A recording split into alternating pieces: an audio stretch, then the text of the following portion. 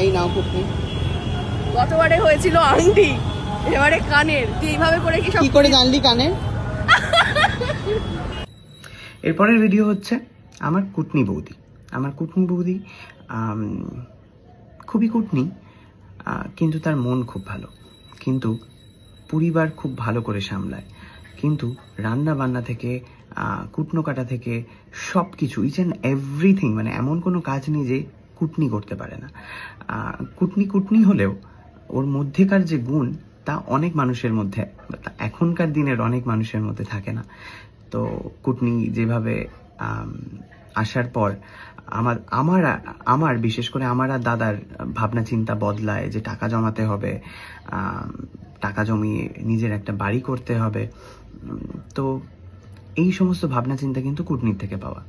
তো কুটনি আসার আগে আমরা ভাড়াই ছিলাম, ভাড়াই থাকতাম, হয়তো এখনো হয়তো ভাড়া থাকতাম। কুটনি এসে বোঝায় যে বাড়ির সত্যি দরকার এবং সেভিংসের খুব দরকার। তো কুটনির কথায় আমি খুব ভালোভাবে ইন্সপায়ার হই এবং সেখান থেকে আমরা দুজনেই দুখানা ফ্ল্যাট করে ফেলি। আর ভবিষ্যতে ডেফিনেটলি একসাথে থাকতে চাই, কুটনিও তাই চায়। তো আপনারা উইশ করুন যাতে খুব তাড়াতাড়ি আমরা একসাথে থাকতে পারি এবং সবাই মিলে আমাদের পরিবারটা খুব সুন্দরভাবে থাকতে পারি। তো এমনই একজন মানুষ যে আসার পর আমাদের পরিবারটাকে আরও দৃঢ়ভাবে বেঁধে রেখেছে।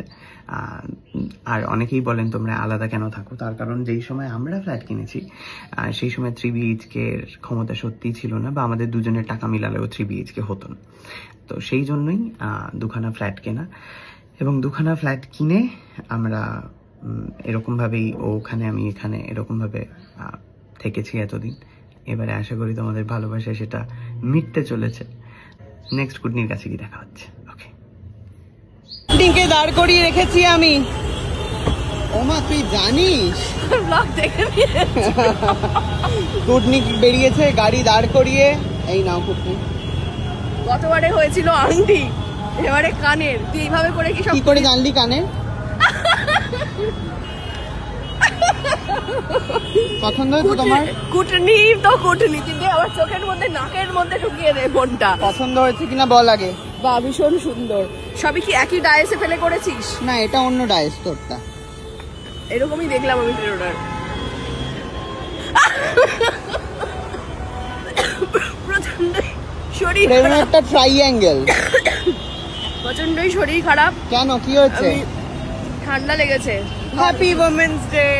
Thank you. কোথায় যাচ্ছিস নেমন্তন্ন খেতে? নেমন্তন্ন খেতে না, নেমন্তন্ন আছে কাল, সেটার গিফট কিনবো। এটা ধর একটু। এখন তুই নেমন্তন্ন গিফট কিনতে বেরিয়েছিস? হ্যাঁ, দাঁড়া।